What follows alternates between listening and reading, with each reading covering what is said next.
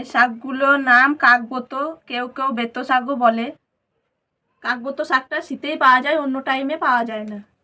কাকবোতো শাকটা রান্নার জন্য আমি 1 পিস বেগুন, একটা আলু আর 4-5টা শিম কেটে নেব। বেগুনটা আমি ছোট ছোট করে কেটে নেব।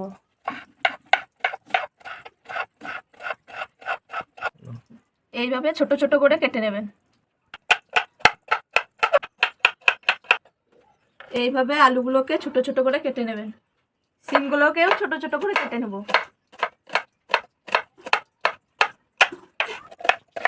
কেটে রাখা সবজিগুলোকে জলে ধুয়ে নেব। শাকগুলোকে আমি ভালো করে ধুয়ে নেব। শাকগুলোতে অনেক বালি থাকে, 2-3 বার করে ধুতে হবে, না তো বালি থেকে যাবে, খাওয়ার সময় অসুবিধা হবে। তেল গরম হয়ে গেছে, বড়িগুলো ভেজে নেব। এগুলো ভাজা হয়ে গেছে, এবার তুলে নেব। তারপর ওই তেলেই কালো জিরে, রসুন, কাঁচা লঙ্কা, শিম, বেগুন, আলুগুলো ভেজে নেব। এবার স্বাদ মতো নুন, সামান্য পরিমাণে হলুদ,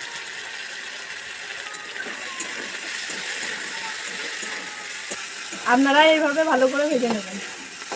সবজিগুলো ভাজা হয়ে গেছে, এবার আমি কাকবোতো শাকগুলো দিয়ে দেবো।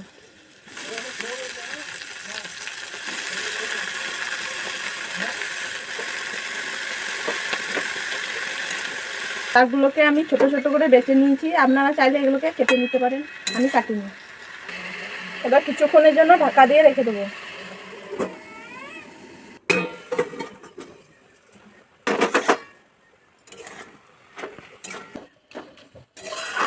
এই শাকগুলোকে কেউ বেতো শাক বলে, কেউ বা কাকবোতো শাক বলে।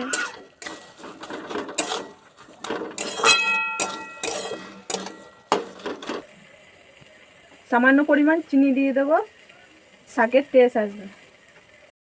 ভেজে রাখা বড়িগুলোকে দিয়ে দেবো। কাকবোতো শাকটা গরম ভাতের সঙ্গে খাবেন, খুব সুন্দর লাগে।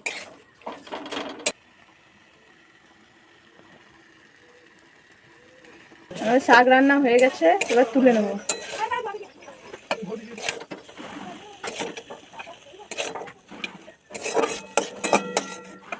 শাক তো আপনারা অনেকেই খেয়েছেন, এভাবে বানিয়ে খেয়ে দেখবেন, হেভি টেস্ট।